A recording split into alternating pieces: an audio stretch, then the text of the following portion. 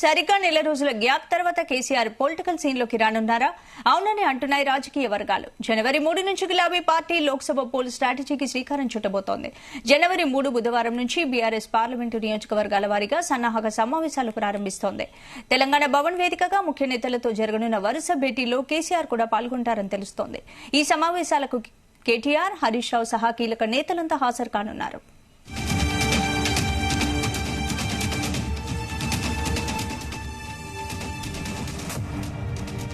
ఇదే అంశానికి సంబంధించి మరిన్ని డీటెయిల్స్ మా బ్యూరో చీఫ్ నరేందర్ అందిస్తారు. నరేందర్, కేసీఆర్ ఎంట్రీ ఇస్తున్నారా? లోక్సభ బీఆర్ఎస్ సన్నాహక సమావేశాలకు సంబంధించి పూర్తి డీటెయిల్స్ ఏంటి?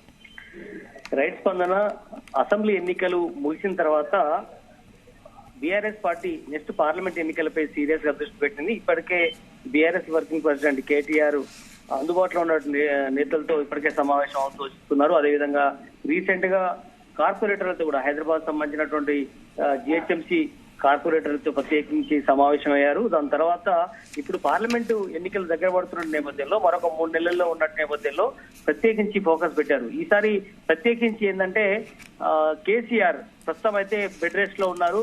కానీ 3వ తేదీ నుంచి జరగబోయేటువంటి పార్లమెంట్ కి సంబంధించినటువంటి సమావేశాల కార్యక్రమానికి కేసీఆర్ అటెండ్ అవుతున్నట్టుగా మనకు లేటెస్ట్ ఇన్ఫర్మేషన్ వస్తుంది. జనవరి 3వ తేదీన ముందుగా లోక్సభ ఎన్నికలకు సంబంధించినటువంటి పార్టీ సన్నద్ధ కార్యక్రమాలు నిర్వహించబోతున్నారు. అప్పటి నుంచి వరుసగా ఒక 15 రోజుల పాటు ఈ కార్యక్రమాలు నిర్వహిస్తారు. మధ్యలో ఫెస్టివల్ కు కొంత గ్యాప్ ఇచ్చే అవకాశం ఉంది. ముందు ఒక 6-7 రోజుల పాటు కంటిన్యూగా ఒక్కొక్క పార్లమెంట్ నియోజకవర్గం నుంచి కొంతమందిని పిలిచే అవకాశం ఉంది.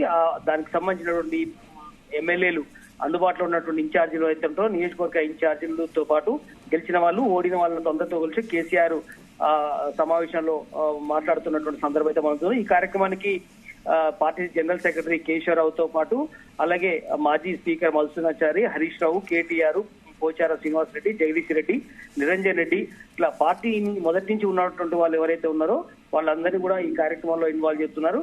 ప్రధానంగా జనవరి 3వ తేదీ నుంచి 12వ తేదీ వరకు తెలంగాణ భవన్లోనే పార్లమెంటు నియోజకవర్గాల సమీక్షలు జరుగుతాయి. సంక్రాంతి పండుగ నేపథ్యంలో మధ్యలో 3-4 రోజులు రెస్ట్ ఇచ్చిన తర్వాత మళ్ళీ యాజిస్ గా ఈ కార్యక్రమాలు అయితే నిర్వహిస్తారు. జనవరి 3వ తేదీన ఆదిలాబాద్ పార్లమెంట్ నియోజకవర్గ సమావేశంలో ఈ ప్రక్రియ ప్రారంభమవుతుంది.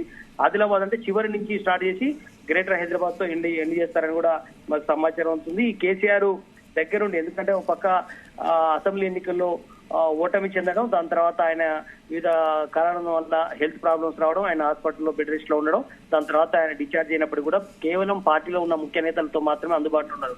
ఆయన ఇప్పుడిప్పుడే కోలుకుంటున్నారు. బట్ 3వ తేదీ నుంచి పూర్తి స్థాయిలో ఆయన కోలుకొని ఆ సమావేశానికి హాజరవుతారని కూడా మనకు ముందుగా నిర్వహించేటువంటి ఆదిలాబాద్ తేదీ ఏదైతే 3వ తేదీ ఆ రోజు నుంచి 4వ తేదీన కరీంనగర్, అలాగే 5వ తేదీన చేవెళ్ళ, 6వ తేదీన పెద్దపల్లి, 7వ తేదీన నిజామాబాద్ పార్లమెంటు, అలాగే 8న జైరాబాద్, 9న ఖమ్మం పార్లమెంటు, అలాగే 10న వరంగల్, 11న మహబూబాద్, 12న భువనగిరి సంబంధించిన పార్లమెంటు తీసుకున్నారు. ఇక దాని తర్వాత 13, 14, 15 గ్యాప్ ఇస్తారు సంక్రాంతి సందర్భంగా.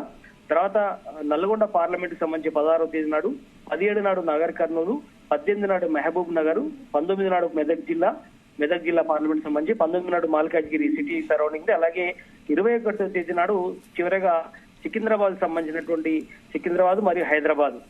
ఈ సమావేశాలు ఈ మొత్తం కూడా రాష్ట్ర వ్యాప్తంగా 18 పార్లమెంట్ నియోజకవర్గాలు ఉన్నాయి. దీంట్లో హైదరాబాద్ ఎట్లా వదిలేసే పరిస్థితి ఉంటుంది. ఎంఐఎం కి సంబంధించినటువంటి వాళ్ళ మిత్రపక్షంగా కొనసాగుతుంది. అయితే దానికి సంబంధించినటువంటి సమావేశం కూడా పెడుతున్నప్పుడు అది నామమాత్రంగానే చూడాలి. విధంగా ప్రధానంగా అయితే 16 మీదనే ఫోకస్ ఉంటుంది. 17 టోటల్ ఉండేది. ఈ సమావేశాలన్నిటి కూడా ముఖ్యులందరినీ కూడా ఆహ్వానిస్తారు. ముఖ్యంగా నియోజకవర్గాల ఇన్ఛార్జీలు, గెలిచిన వాళ్ళు ఎమ్మెల్యేలు, అలాగే ఎమ్మెల్సీలు, మాజీ ఎంపీలు, జడ్పీ చైర్మన్లు, మాజీ చైర్మన్లు, మేయర్లు, మాజీ మేయర్లు, మున్సిపల్ చైర్మన్లు, మాజీ చైర్మన్లు, వివిధ కార్పొరేషన్ల మాజీ చైర్మన్లు, నియోజకవర్గాల ఇన్ఛార్జీలు, జిల్లా పార్టీ అధ్యక్షులు, ఇట్లా పార్టీ ముఖ్య నేతలు మొదటి నుంచి పార్టీని అంటిపెట్టుకున్న వాళ్ళందరికీ కూడా ఈ కార్యక్రమానికి ఆహ్వానం అందిస్తున్నటువంటి సందర్భం అయితే మనం చూస్తున్నాం. ఏదైనప్పుడు కూడా కేసీఆర్ మొదటిసారిగా ఓటమి తర్వాత ఈ కార్యక్రమానికి రావడం అనేది చర్చకు దారితీసే అవకాశం ఉంది. ఒక పక్క పార్టీలో కింది స్థాయి వాళ్ళని కొద్దిగా పట్టించుకోవట్లేదు అన్నటువంటి ఒక అపవాదం అయితే పార్టీలో ఉంది. ఎందుకంటే కేవలం కొద్ది మందికి మాత్రమే టచ్ లో ఉంటున్నారు కేసీఆర్, కేటీఆర్, హరీష్ రావు అనేటువంటి ఒక నానుడు అవుతుంది. కనుక ఇక్కడి నుంచి ఆ నింద పోగొట్టుకోవడం కోసం ఎక్కువ టైం కార్యకర్తలతోనే ఉండాలి, నియోజకవర్గాల ఇన్ఛార్జీలతో టచ్ లో ఉండాలి అన్న ఒక నిర్ణయానికి అయితే రావడం జరిగింది. చూడాలి, అనుకున్నట్టుగానే పార్లమెంట్ ఎన్నికల టైంలోనే ఇలా ఉంటారా, దాని తర్వాత రాంగ్ రన్ లో వచ్చే 5 ఏళ్ల పాటు జెండా మోసినటువంటి కార్యకర్తలకు అందుబాటులో ఉంటారని చూడాల్సిన అవసరం ఉంది. ఏదైనా కూడా పార్లమెంట్ ఎన్నికలు అనేది ఇప్పుడు ప్రెస్టేజ్ గా మారింది.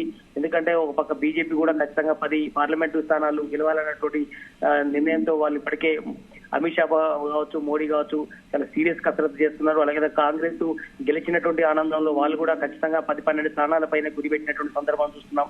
బీఆర్ఎస్ కూడా గతంలో 9 స్థానాలు గెలిచింది కాబట్టి ఖచ్చితంగా 9 నిలబెట్టుకోవాలనే నిర్ణయంలో బీఆర్ఎస్ పార్టీల నేపథ్యంలో ఖచ్చితంగా పార్లమెంట్ ఎన్నికలను చాలా ప్రెస్టేజ్ గా తీసుకుందని కూడా చెప్పవచ్చు. నరేందర్, మరోవైపు బీఆర్ఎస్ ఎన్ని లోక్సభ సీట్లను ఖచ్చితంగా గెలుస్తామని భావిస్తోంది? ఎందుకంటే గతంలో చాలా పోటాపోటీగా ఫైట్ చేసినటువంటి సందర్భం చూసినాం. బీజేపీ 4 పార్లమెంట్ స్థానాలు గెలుచుకోగా కాంగ్రెస్ 3 స్థానాలు మాత్రమే గెలుచుకుంది. అప్పుడు 9 స్థానాల్లో లోక్సభ స్థానాలను బీఆర్ఎస్ పార్టీ గెలుచుకోగా ఎంఐఎం 1 గెలుచుకున్నట్టు సందర్భం చూసినాం. బట్ ఈసారి 9 నుంచి 10-11 స్థానాల దాకా గెలవాలనేటువంటి సీరియస్ కసరత్తు అయితే చేస్తున్నారు. ఎందుకంటే ఎమ్మెల్యేలు గ్రేటర్ హైదరాబాద్ 10లో ఎక్కువ మంది మొన్న రీసెంట్ ఎలక్షన్స్ లో కూడా బీఆర్ఎస్ గెలుచుకున్నటువంటి సందర్భాన్ని మనం చూసాం.